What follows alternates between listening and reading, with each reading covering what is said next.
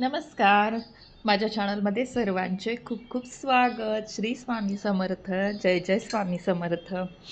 श्रावण महिना सुरू झालेला आहे आणि सर्वांचीच वेगवेगळ्या प्रकारची पारायणं सुरू असतील. तर कोणकोणतं पारायण करतंय नक्की मला कमेंट करून सांगा. तर आजच्या व्हिडिओमध्ये आपण बघणार आहे उंबरा पूजा. तसंच मी कोणतं पारायण करते आहे आणि त्याची पूजाविधी कसे करते ते सगळं मी आजच्या व्हिडिओमध्ये सांगणार आहे. तर सकाळीच इथं माझं उंबरा पूजन करून झालेलं आहे. छानशी रांगोळी काढलेली आहे आणि त्याच्यानंतर मग तुळशीची पण मी या ठिकाणी पूजा करून घेतलेली आहे. हळद कुंकू आणि उदबत्ती वगैरे लावून घेतलेली आहे. त्यानंतर दररोजची देवपूजा केलेली आहे. तर या ठिकाणी मी परडी वगैरे स्वच्छ करून त्यामध्ये जोगवा वगैरे भरलेला आहे. पानाचा विडा ठेवला आहे, गजरा ठेवला आहे, फूल ठेवले, मिठापिठाचा जोगवा सोडलेला आहे. आणि त्यानंतर मग घरातल्या देवांची पण यथासांग अशी पूजा केलेली आहे. तर आजच्या पूजेमध्ये मी सर्व लाल कलर वापरलेला आहे, म्हणजेच लाल कलरचा गुलाब वापरलेला आहे सगळ्याच देवांसाठी. आणि बघा किती सुंदर दिसतंय देवघर. असं अशा प्रकारे मी सगळीकडे अशी गुलाबाची फुलं देवांना आज अर्पण केलेली आहेत आणि देवांनी पण आजची माझी पूजा गोड मानून घेतलेली आहे. अशा प्रकारे माझी रोजची देवपूजा झाल्याच्या नंतर या ठिकाणी मी नवनाथ पारायण सुरू केलेला आहे. तर मी शॉर्ट व्हिडिओ टाकतच होते, त्यावरून तुम्हाला अंदाज आलाच असेल.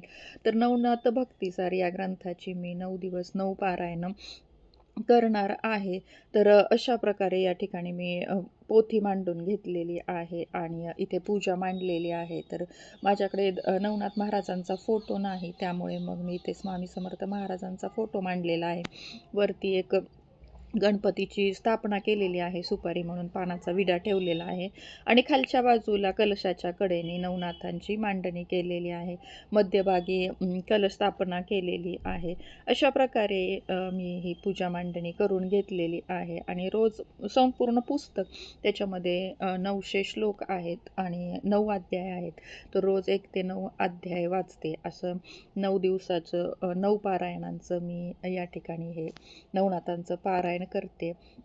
त्याच्यानंतर इकडे मी शेजारीचं सत्यनारायण पूजेचं देखील हे केलेलं आहे की सत्यनारायण पूजा देखील मांडलेली आहे. त्या सत्यनारायण पूजेचं माझं 11 दिवसांचं व्रत आहे. 11 दिवस मी रोज सत्यनारायण पूजा करणार आहे. तर नवनाथ पारायणाच्या शेजारीच मी सत्यनारायण महाराजांची पण पूजा मांडलेली आहे आणि इथेच कुंचम सेवा देखील मी ठेवलेली आहे. तर लक्ष्मी आणि विष्णू दोघांचीही या ठिकाणी पूजा व्हावी हाच हेतू. अगदी साधी सोपी पूजा असते. जर महिन्याला जो आपण सत्यनारायण करतो तर तोच सत्यनारायण तशाच पद्धतीची सगळी मांडणी फक्त मी 11 दिवस सलग करणार आहे. आणि या ठिकाणी मी पारायण चालू आहे तर मग स्वामींसाठी गुरूंसाठी या ठिकाणी बसायला आसन ठेवलेलं आहे. शेजारी 2 पणत्या लावलेल्या आहेत. तर हे बघा या पणतीमध्ये सुद्धा फूल तयार झालेलं आहे. तर साक्षात महाराज या ठिकाणी येऊन आपलं पारायण ऐकतात याचीच प्रचिती या ठिकाणी त्यांनी दिलेली आहे. तर नेहमी पारायण करताना असं आसन ठेवायचं. असं म्हणतात की दत्तगुरू येऊन आपलं पारायण ऐकतात. तर नवनाथ महाराज येऊन आपलं पारायण ऐकतायत. तर अशा प्रकारे माझे पारायण चालू आहेत. एकाच वेळी 2 पारायण चालू आहेत. खरं तर मला गुरुचरित्राचं पण पारायण याच वेळी करायचं होतं, परंतु दोन्ही पारायणांचा वेळ, रोजची देवपूजा आणि ऑफिसचं टाईम, त्यामुळं एक्स्ट्रा टाईमच राहत नाही आहे. म्हणून मग मी गुरुचरित्र पारायण नंतर करणार आहे. तर अशा प्रकारे माझे नवनाथ पारायण आणि सत्यनारायण पारायण चालू आहे.